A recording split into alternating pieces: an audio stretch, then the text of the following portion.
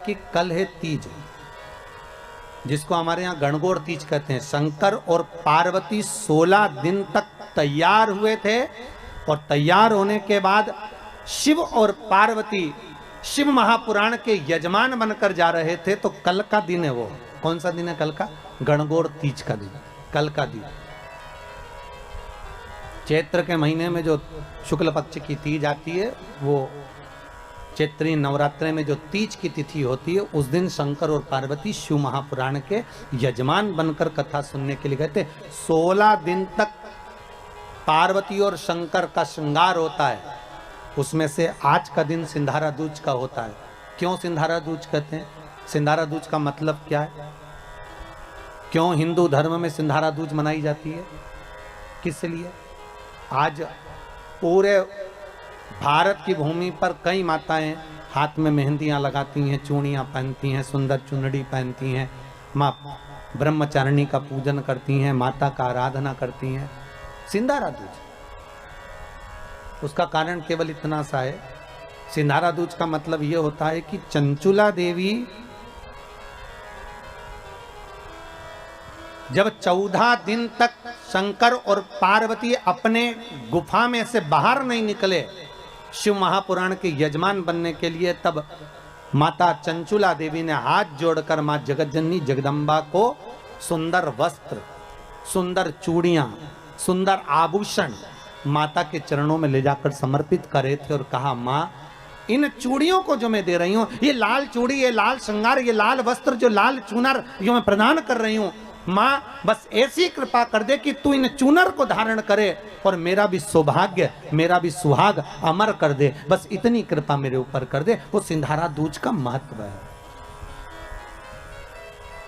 वो सिंधारा दूज का महत्व।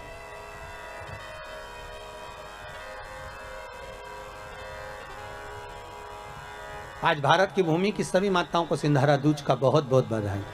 माता पार्वती, गणगौर महारानी, ब्रह्मचारिणी महारानी, माँ जगतजननी आपके सुहाग को अखंड सौभाग्यवती बनाए, यही भगवान से प्रार्थना। जैसे चंचुला देवी ने माता पार्वती से निवेदन करा था, आप भी एक भाव से निवेदन करें। हे मां, हे दया करने, आप कृपा करें।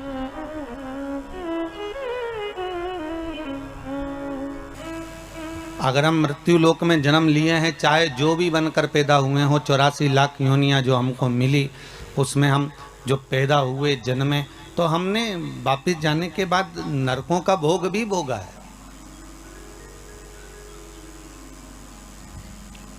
पर हो सकता है कि वो नरकों का भोग भोगते भोगते जब हम थक गए हों, तो भगवान से ही हमने प्रार्थना कर ली हो कि प्रभु अब तो क्षमा करो और एक काम करो कि अब हमको वापस मृत्यु लोक में जन्म दे दो, बाकी का बचा कुचा वहां पर भोग लेंगे। हम भी अपने प्राणों को त्यागने के बाद जब हम पहुंचे भगवान के दरबार में, हमने पहुंचकर भोग भोगा, हमने नरकों का भी भोग भोगा, हमने स्वर्ग का भी भोग भोगा।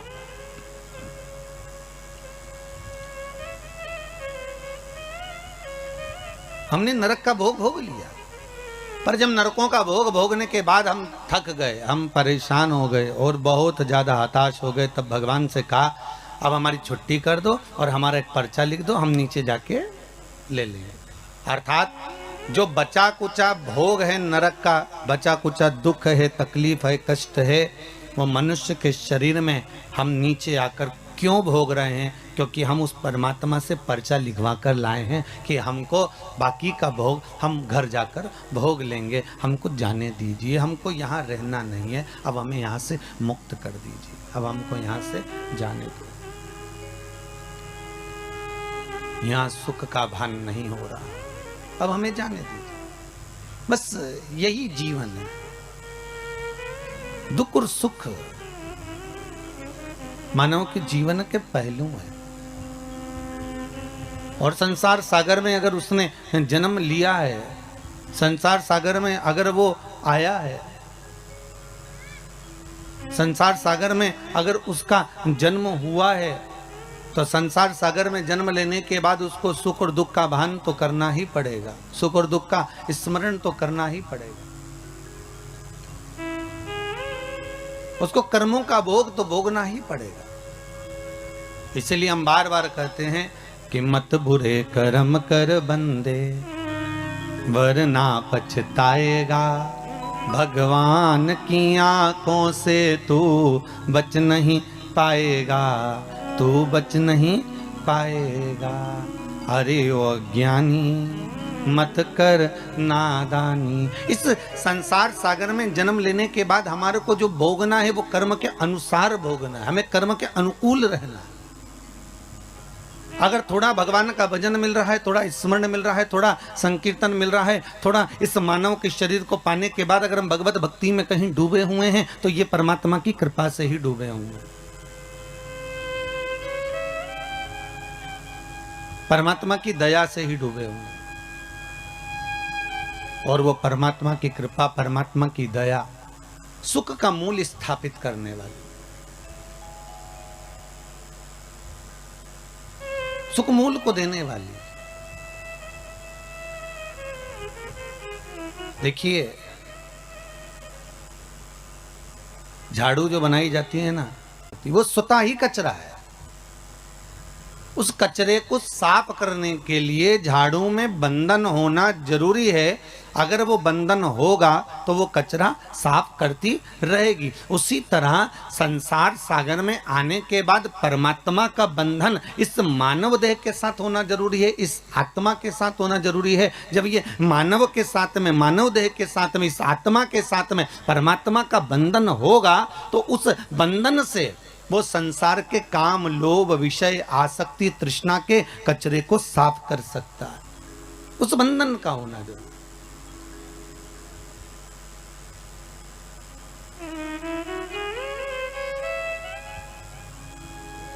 और यदि मानव का देह मिलने के बाद भी हम उस परमात्मा से नहीं बंधे, उस परमात्मा से हमारा बंधन हो ही नहीं पाया, उस परमात्मा से हम एकाग्रचित्त हो ही ना पाए, तो फिर उसका कोई सुख नहीं है, उसका कोई आनंद नहीं।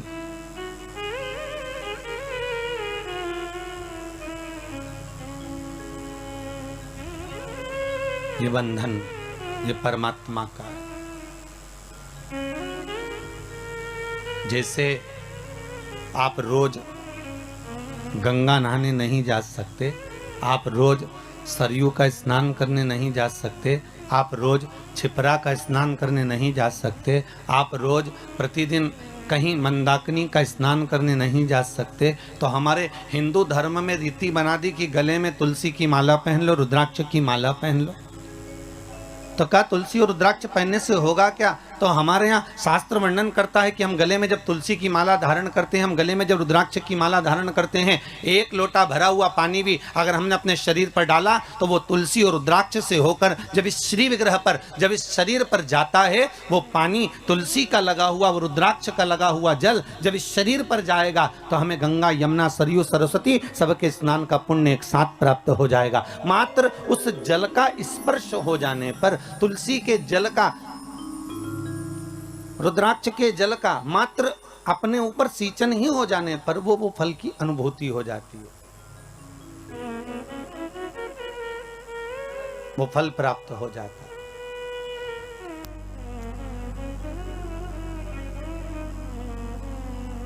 क्यों ना पहने? आप में से हम विचार करें, जितने लोग टीवी चैनल के माध्यम से कथा सुन रहे हैं, गले में अगर आपके तुलसी की माला है और आप प्रतिदिन स्नान करने के लिए वाले वॉशरूम में जा रहे हैं और स्नान कर रहे हैं, एक लोटा पानी भी अगर आपके शरीर पर डल रहा है तो वो तुलसी से निकलकर इस शरीर पर जब जाता है तो गंगा, यमुना, सरस्वती के स्नान का पुण्य मिल जाता है। गले में अगर रुद्राक्ष की माला है, आप अगर स्नान करें और रुद्राक्ष का जल आपके शरीर पर जा रहा है तो उसका फल 1000 गुना प्राप्त हो जाता है, 1000 गुना फल। अरे कितना सुंदर भाव कहा है महाराज जी कि